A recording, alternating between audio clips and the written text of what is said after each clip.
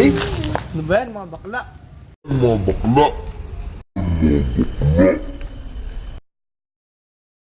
The short video that you have seen is not exaggerated. It is happening in real life, not just in the Philippines, but also in other parts of the world. Ngayon guys po, pinagawa po kami ni Sir ng vlog about sa Soji Bill. So, ano nga pala ang Soji Bill? Shirley? Pala. Ang Soji Bill ay ang Sexual Orientation, Gender Identity, and Expression Equality Bill o kilala rin bilang Anti-Discrimination Bill. Simula itong i-file ni Miriam noong 2000. Sa kasamaang palad, ang Soji Bill ay hindi na nabuhay sa Senate hearing. And patuloy na pinush or final ni Miriam Defensor yung Soji Bill hanggang 15, 16 at ngayon 17th Congress. Tapos, Ano ba yung layunin ng Soji Bill?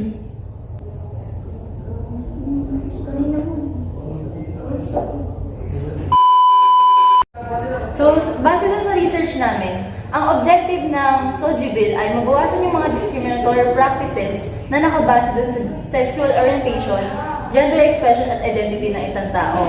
Gusto din nilang mag-establish ng environment free of stigma and discriminatory practices at i-ensure na yung human rights ay napapangalagaan pa din. So before tayo mag-jump in sa mismong laman at provisions ng bill,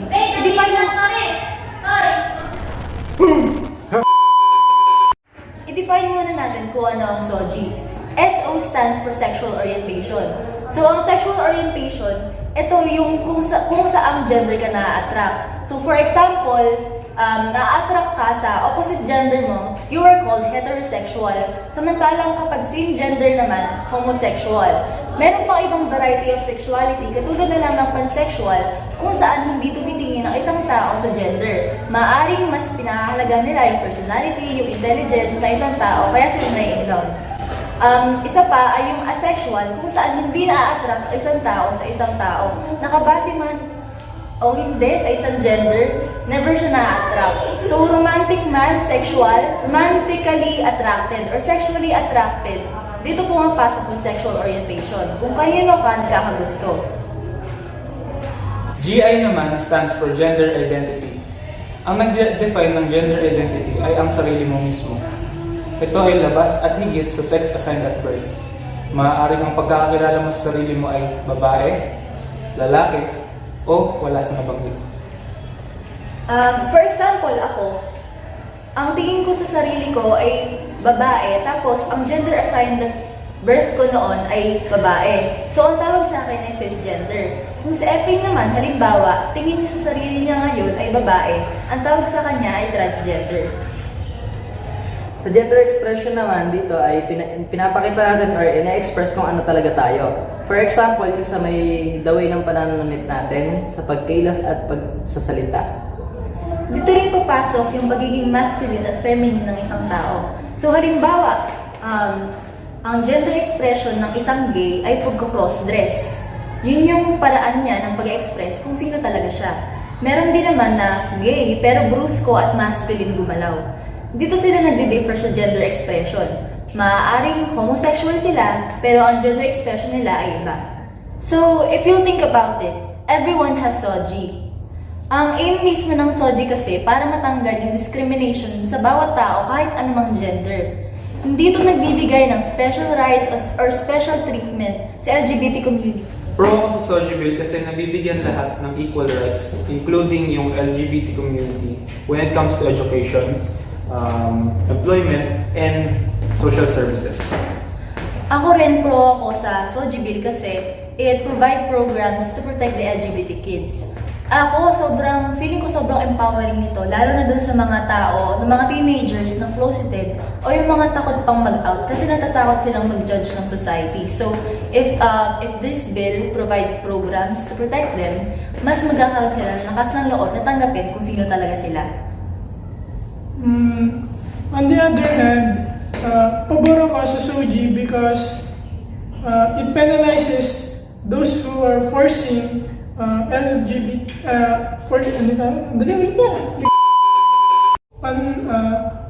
pro ako sa SOG bill because it penalizes the employers.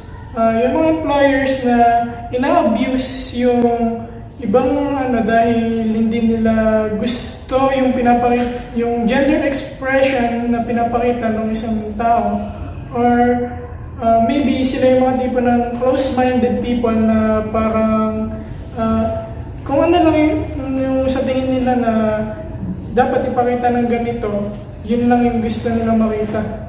So, kailan ba magkakaroon ng penalization kapag na-discriminate yung isang LGBT?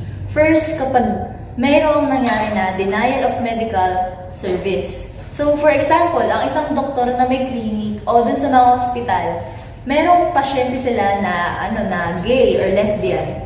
Dahil nga may mga homophobic na tao, tapos ang gagawin nila ay i-reject yung pasyente. Yun ay isang type ng discrimination dahil tinitignan ng doktor yung gender ng isang tao. Dahil lang bakla siya, i-reject mo na. That is discrimination already. So, pwedeng mag-fine yung oppressed dun sa doktor na nag-discriminate sa kanya.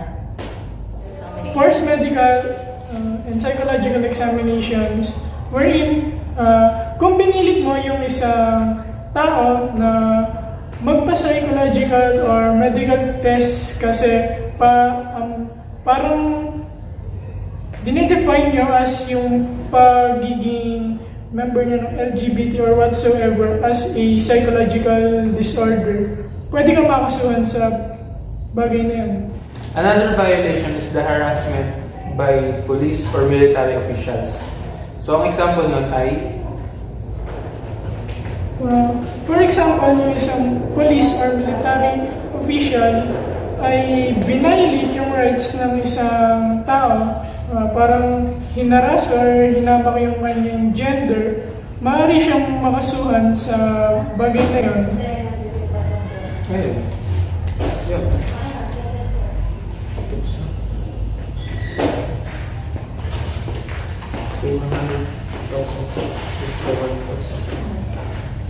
So, kapag nakasuhan yung isang tao, kapag lumabag sa violations na to, pwede silang makapag-fine ng 100,000 to 500,000 at pwede magkulong ng 1 taon hanggang 12 years.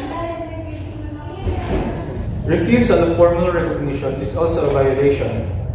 For example, sa military, usually, yung mga part or member ng LGBT community na nagkakaroon ng ranks ay kino-question, yun ang isang violation na sa bill na ito.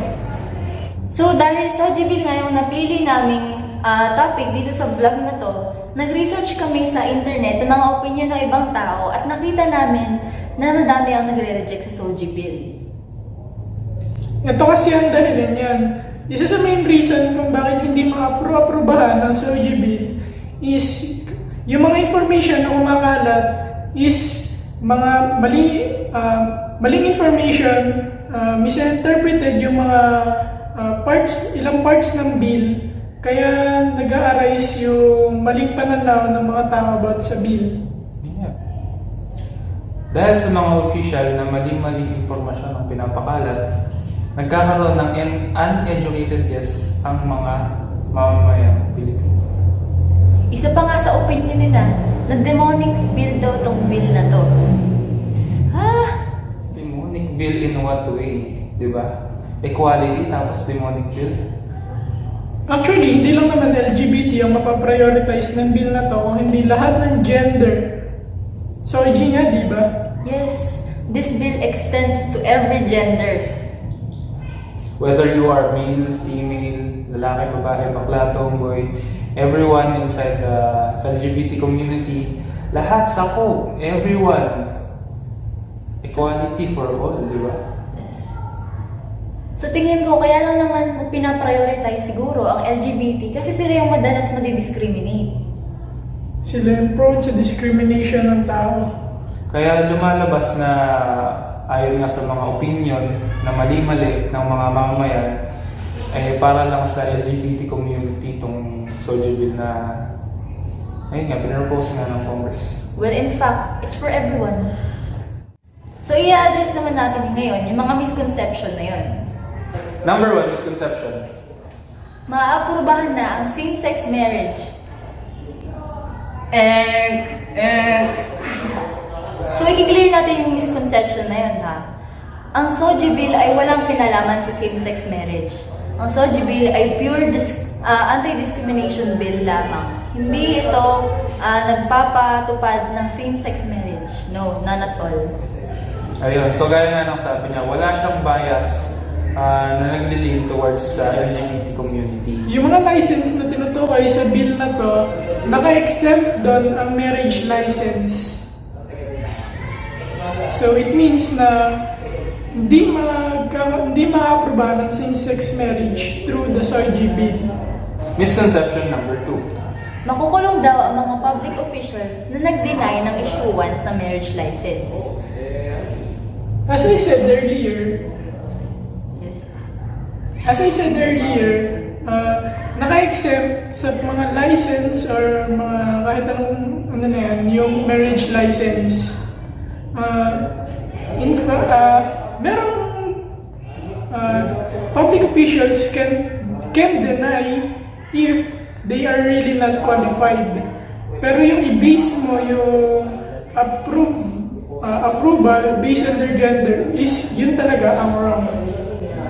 Ang tinutukoy dito na makukulong ang public official sa pag-deny ng license ay hindi marriage license, kundi mga professional license like driver's license o yung mga tao na nakapasa sa licensure exams. Misconception number 3. Kapag daw walang CR for transgenders, pwede na silang mag-CR sa mga babae. So nag-arise yung misconception na to simula nung isang SOGI advocate na si Gretchen Diaz, nagsabi na kailangan daw meron ng separate restrooms ang mga transgender. This is pure misconception po. Walang sinasabi sa SOGI bill na magkakaroon na ng CR for transgenders or pwede na mag-CR mga transgenders sa women. Ayun. So kung ang sex assigned at birth mo ay lalaki, kailangan mo mag-CR sa CR ng mga lalaki. And sa mga babae, vice versa. Isa sa mga pinoproblema ng mga anti-SOGI ay paano daw kapag may transgender, may lalaki na nagpretend as transgender tapos sexual harass yung mga babae sa comfort rooms. Ayon kasi sa study sa Canada na may 35 years nang na italaga o na i-implement yung isang bill kung saan pwedeng mag-CR yung mga transgender. Isang case lang na nagkaroon ng sexual harassment out of 35 years na na-implement ito. Tapos, ayon din dun, 84 cases ng rape ang nangyari pero kahit isa, walang kinalaman ng LGBT. Hello guys! So, ito na ang bagong kabanata ngayon na kung saan magdadagdag tayo ng konting impormasyon sa aming vlog. Misconception number 4. It violates rights of religious schools to practice their faith. Hindi naman talaga pipigilan na mag-practice ng religious practices yung mga schools kung hindi. Parang binibigay niya lang ng limitasyon kasi kung ma-violate din yung rights ng ibang tao, merong rights ang bawat tao pero kung na-overstep naman na ng iba, yun ang mali. Kapag natatapakan na yung academic freedom ng isang tao na hindi naman follower ng ganong religion, pwede nang makialam yung DepEd o yung CHED at maaari yung school na yon ay nasa ilalim sa full state regulation. Misconception number 5. Pinapayagan ang cross-dressing kahit sa mga school. Ayon kung sa haka-haka ng ilan, ay papayagan na raw ang cross-dressing o ang pagsusuot ng padamitan o damit na hindi akma sa gender ng isang tao. Ito po ay walang katotohanan at walang nilalaman ng Ayon sa haka-haka ng ilan, ay papayagan na raw po ang cross-dressing o ang pagsusuot ng damit na hindi akma sa gender ng isang tao. Ito po ay walang katotohanan at walang sinasabi ang SOGI bill patungkol dito. Misconception number 6. Gagawin blanco ang isang gender sa birth certificate ng isang bata. At may kakayahan lamang siyang baguhin ito kung sakali mang magkaisip na siya. Ito ay walang katotohanan pagkat isa lamang advocate ng bill na ito ang nagsabi nito. At kung babasahin ang buong bill na ito ay hindi mo makikita ang bagay na yun sa kahit sa part na yun ng SOGI bill. Misconception number 7. Ang unfair na ng SOGI bill kasi hindi lang naman LGBTQ ang nade-discriminate. Hindi lang naman ng LGBT community ang sakop ng SOGI bill. Lahat naman ng tao ay nadi-discriminate. For example, ang mga babae sa workplace lang, usually when it comes to mga heavy load works para sa mga pagbubuhat, considered yung girl as weak or kaya parang in that part pa lang, na-discriminate na yung babae kasi parang namaliit ng abilities niya dahil isa siyang girl.